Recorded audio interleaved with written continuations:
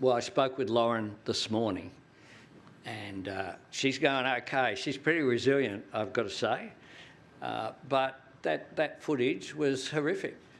That was the footage of an Australian journalist doing what journalists do at their very best,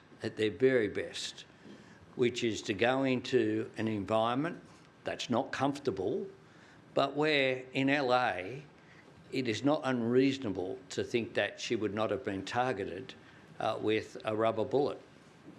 It is not unreasonable to think that she could go about her coverage clearly, as people can see the footage, clearly identified as media. And so we have already raised these issues with the US administration. We don't find it acceptable that it occurred, and we think the role of the media is particularly important.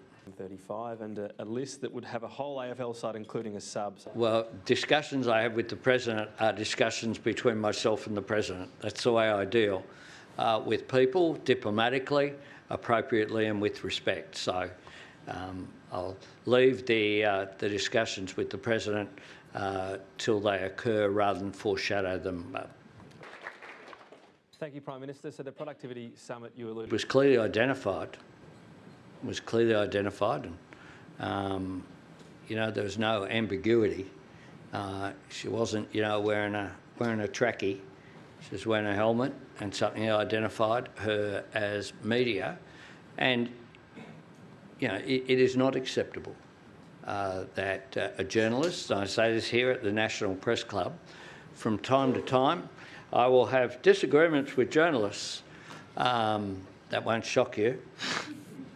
Sometimes even with Sky journalists. But, you know, I respect the role that the media play, and people should respect the role that the media play in our modern society. Thank you. There's another one. But I've already got one. Well, earlier.